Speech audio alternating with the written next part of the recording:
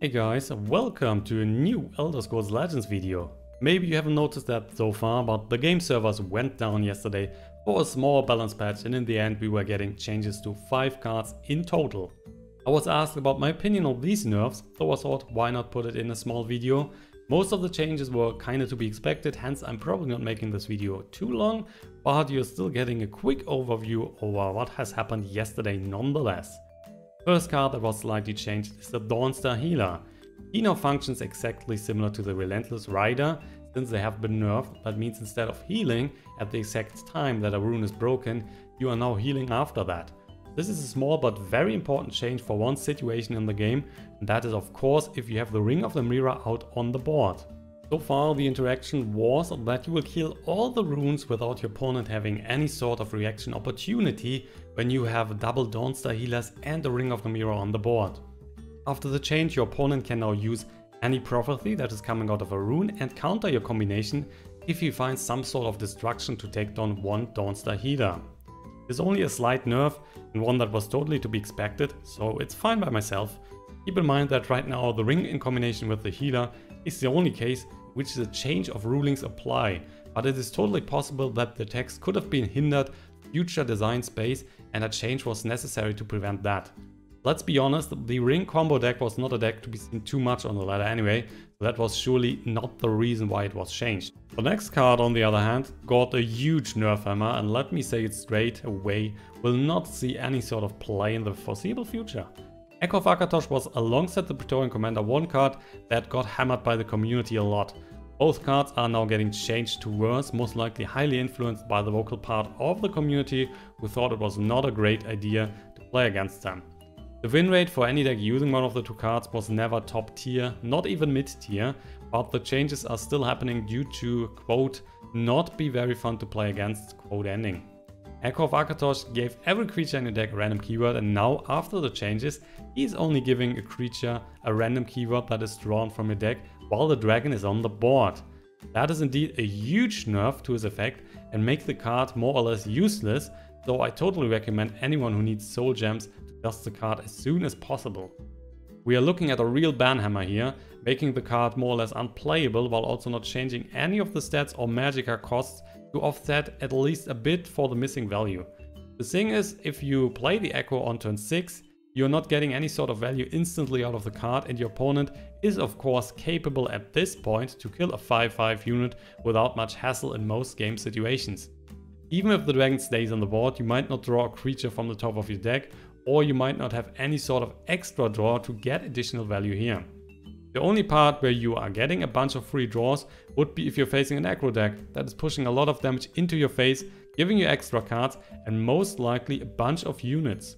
But even then, the old one would have been so much better, and you can be sure that Mundo Stone is again the king of randomness in the game. A huge downside also comes with the removal of the summon keyword in general, so cards like the Dark Rebirth, Night to Remember and much more are not usable on the Echo anymore. The dragon has seen way better days, and I hope you're all getting rid of the card better soon than ever. Alongside the Echo, the cry for a nerf on the Praetorian Commander was devastating enough, and the card is also getting changed. If you have watched my stream the last couple of weeks, you have already heard the change that was coming, because I was telling you the exact change that was happening to the effect text yesterday. So far, the Commander gave every unit in your deck when summoned +2 attack and +2 defense. This was now changed to +1 attack and 1 defense, which is totally in line with my expectations. Similar to the Echo, decks that were running the Commander so far had not a super huge win rate, but on the other hand the problem with the old effect lays in its ability to create some very one-sided games, which is tuned down with the move to decrease the stats buff.